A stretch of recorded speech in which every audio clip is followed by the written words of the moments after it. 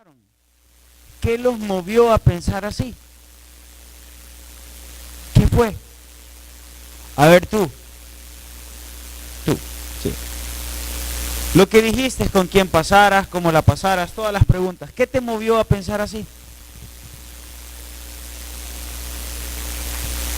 Disfrutar el último día al máximo. Grace, ¿qué te hizo pensar así? En todas las cosas que harías por último día, ¿por qué? ¿Qué te movió? ¿Ah? ¿Cómo? ¿Qué hizo traducirle?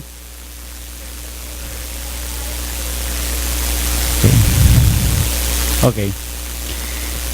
Hey, vénganse para adelante vos.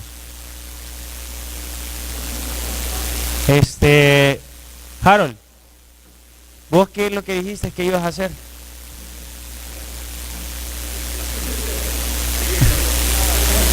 Vos fuiste el que también otro chulón. Y tirarte en bicicleta. ¿Por qué, qué te movió a pensar eso?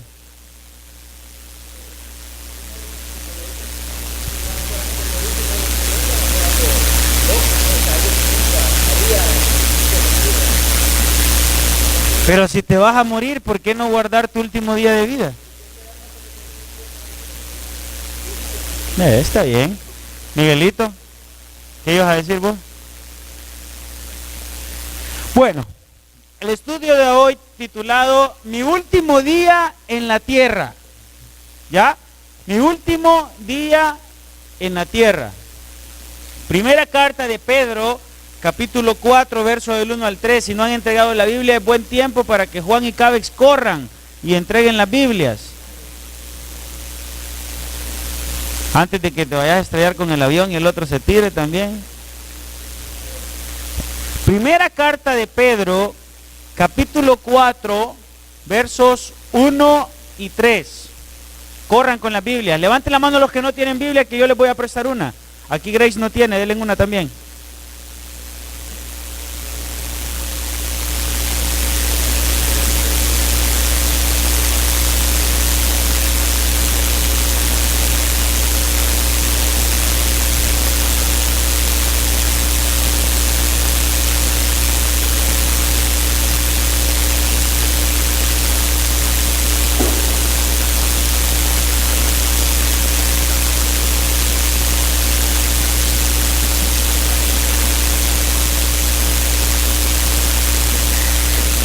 Bien, ¿no tienen?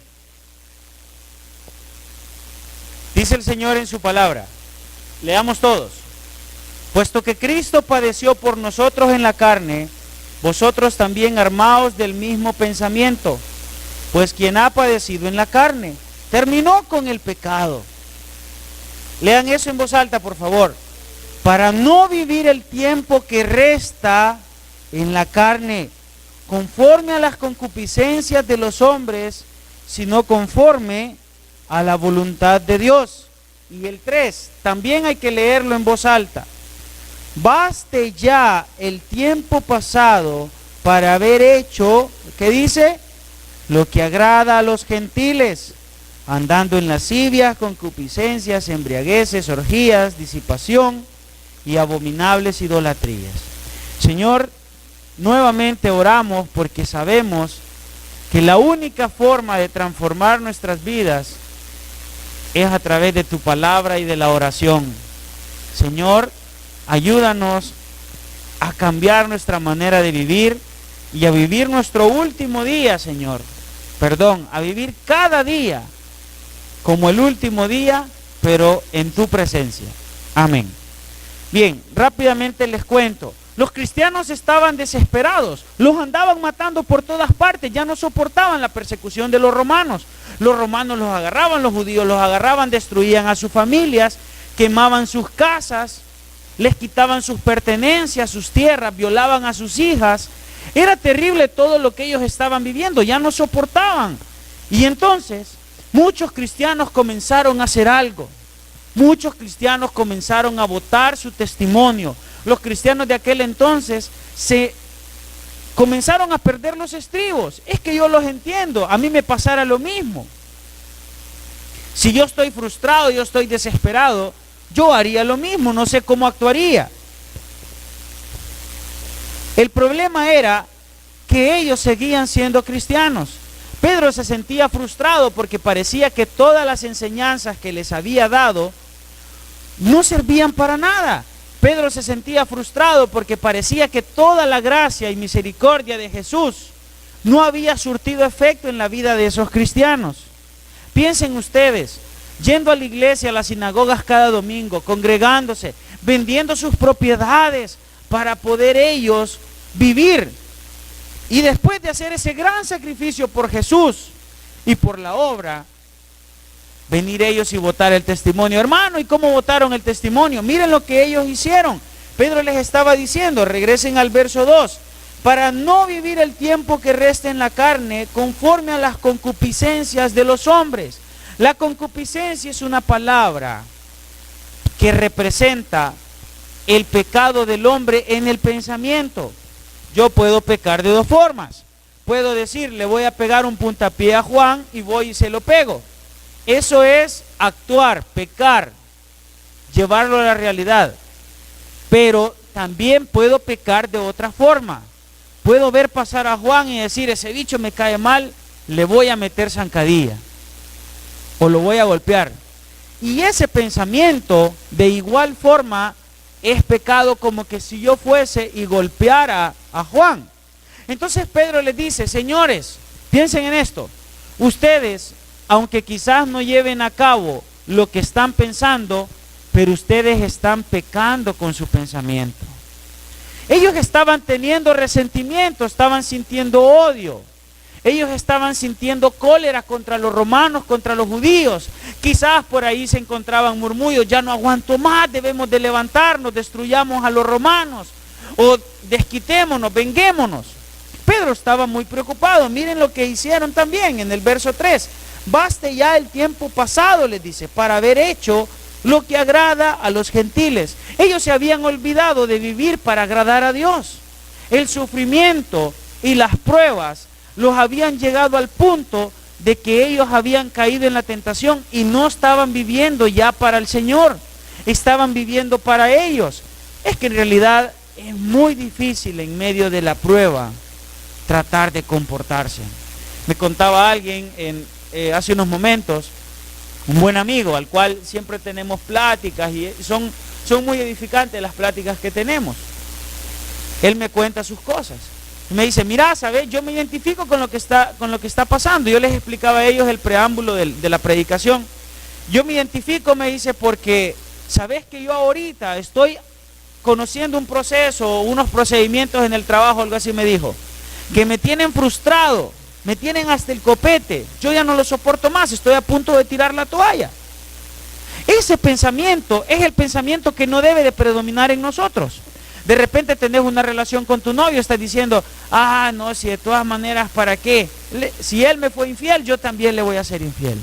Y de repente estás diciendo, no, es que ya no soporto la tentación de estar cerca de él, ni modo, me voy a entregar, de todas maneras es por amor, a él o a ella.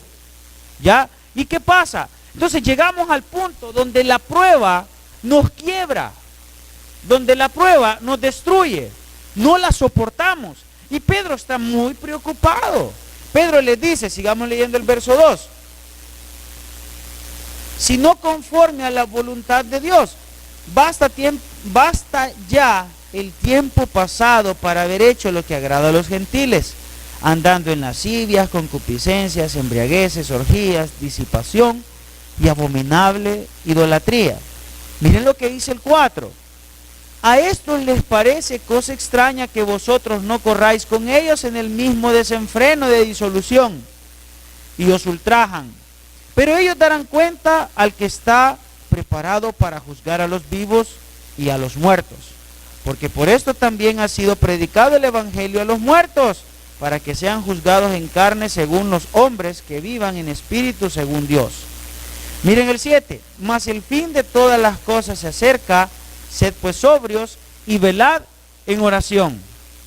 Pedro les dice, miren señores, por favor, manténganse orando. ¿Recuerdan aquel pasaje que hemos venido utilizando el pasaje paralelo en Marcos, donde Jesús lo lleva al huerto de Getsemaní, está con Pedro, Juan y Jacobo, ¿se acuerdan? ¿Lo recuerdan? Y entonces Jesús les dice, velad y orad. El espíritu a la verdad está dispuesto, pero la carne es débil. Velad para que no caigáis en tentación. Eso les dice Jesús.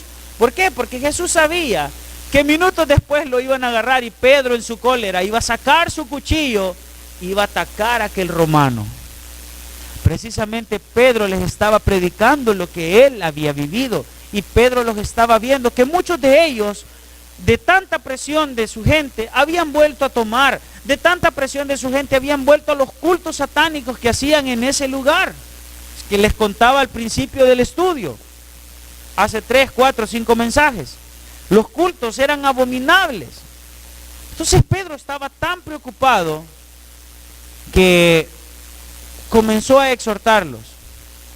Ahora, del verso 7 al 10, Pedro les dice cuál es la alternativa que ellos pueden tener. Vean el verso el 8. Y ante todo, tened entre vosotros, ¿qué dice? Ferviente amor, porque el amor cubrirá multitud de pecados. Pedro les dice, señores, deben de amarse. La única manera de poder soportar las pruebas del otro es amando. ¿Qué pasa cuando aquella persona que tanto amamos nos hace un desprecio? Nos duele, nos sentimos mal, decimos que lo vamos a cortar, que lo vamos a dejar y que nunca más lo bloqueamos del teléfono. Pero al día siguiente las pláticas continúan. ¿Por qué? Porque hay amor. ¿Qué pasa con nuestra madre? Nos peleamos con nuestra mamá, hoy que estamos celebrando el Día del Hijo. ¿Y qué pasa con nuestra mamá? Nosotros nos portamos mal, nos fuimos a tomar un día anterior, la mamá nos perdonó, salimos bien noche, chocamos el carro, lo rayamos, le gastamos el dinero y de ribete llegamos, nos regaña y somos malcriados. Pasó ese día y en la noche, ¿qué hace la mamá? ¿Sí o no que nos sirve el mejor plato de comida? Hijo, ¿qué pupusas vas a querer? ¿Vas a tomar coca? ¿Qué vas a querer? ¿Por qué? Porque eso hace el amor. Entonces Pedro les está diciendo, para que no sientan odio ni rencor con esas personas que les están haciendo daño, ustedes tienen que tener amor, mucho amor, amor como el Jesucristo tuvo por nosotros. Piensen ustedes, estaba la viuda, estaba su hijo, estaban ahí, su hijo había muerto. ¿Qué creen que movió a Jesús para ir a hacer el milagro? ¿El dolor de esa madre? No. ¿El hecho de que perdió a su hijo? No. Dios es amor y Él no puede permitir sentirse mal porque Él nos ama. Y Él estaría yendo contra su palabra si Él nos deja sufrir por completo. Entonces, aunque esa madre pasó sufrimiento, llegó Jesús, revivió a su hijo por amor a ellos. Entonces Pedro les dice en el 8, ferviente amor. Miren el 9, hospedaos los unos a los otros sin murmuraciones. No, les dice Pedro, no estén hablando del otro cristiano, no importa quién sea, si se viste como loco, si se viste aquí, si habla, si no tiene el mismo léxico que un cristiano, si de repente se le salen 1, 2, 3 malas palabras. Les dice Pedro, entiéndanlos por favor, pero hospédenlos, no los dejen que se vayan afuera. ¿Por qué? Si ellos cerraban las puertas de la sinagoga, cerraban las puertas de sus casas, esta gente, ¿quién les iba a abrir las puertas? Las personas a las que ellos pertenecían antes. Y ellos iban a volver a hacer lo que antes hacían. Sigamos al 10. Perdón, al 11. Sí, al 10. Cada uno según el don que ha recibido, ministrelo a los otros como buenos administradores de la multiforme gracia de Dios. 11. Si alguno habla, este es importantísimo. Si alguno habla, hable conforme a las palabras de Dios. Si alguno ministra, ministre conforme al poder de Dios. Para que en esto sea Dios glorificado por Jesucristo, a quien pertenecen la gloria y el imperio por los siglos de los siglos. Amén. Pedro les dice, miren señores, la única forma que ustedes van a poder vivir como cristianos es que ustedes comiencen a dejar que Dios transforme sus vidas. ¿Quién es una persona que habla cosas de Dios? Aquel que está entregado a Dios. Pregúntenle a un drogadicto o a un pandillero que les hable de Dios. Ellos pueden conocer, pero van a ministrar sus vidas. Piensen ahora en su amigo, aquel que saben ustedes que está lejos de Dios. Tengan una plática con él y busquen de qué forma Dios los va a ministrar a través de él. ¿Verdad que no? Sería absurdo. ¿Por qué? Porque esa no es una persona que tiene comunión con Dios. Ahora el punto es este. Nosotros hemos sido llamados al sufrimiento, pero tenemos otro llamado.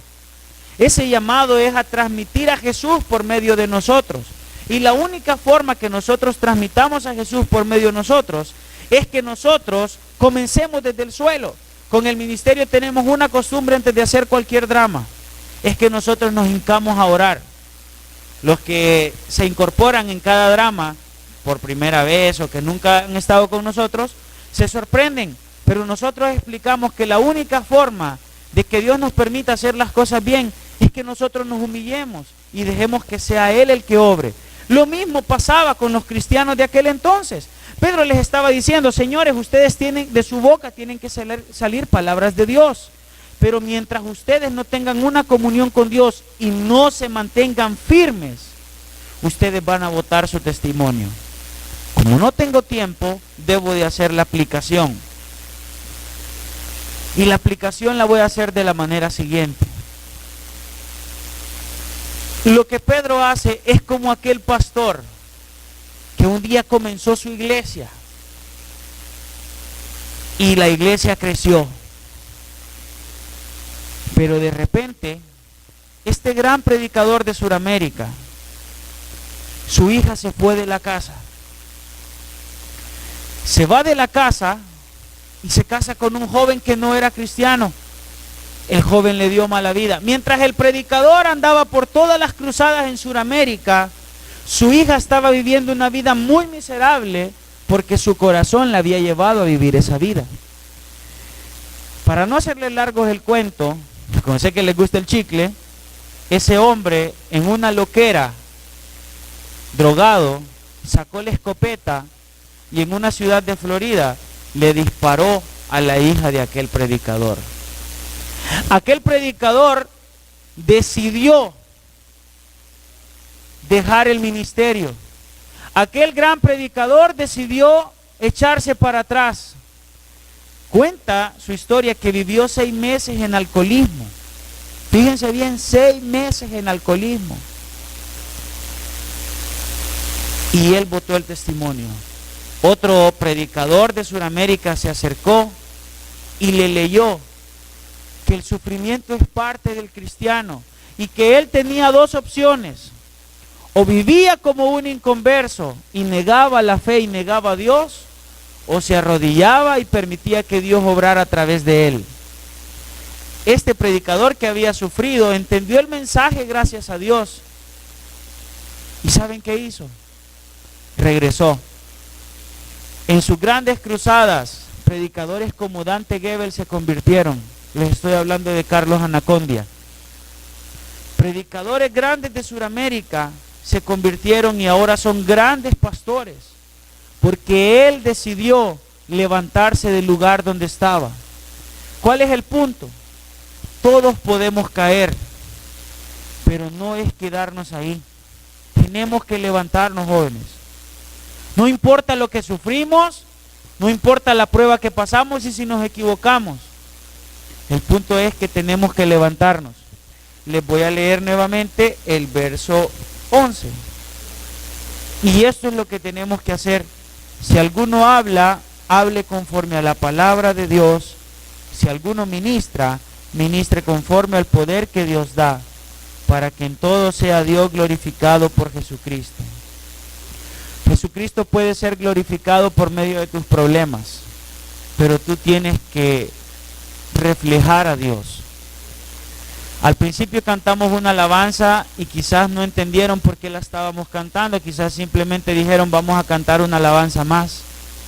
Pero ahora que han entendido el mensaje, ustedes deben de saber que la única forma que ustedes van a transmitir la imagen de Dios es que ustedes maten la semilla del pecado.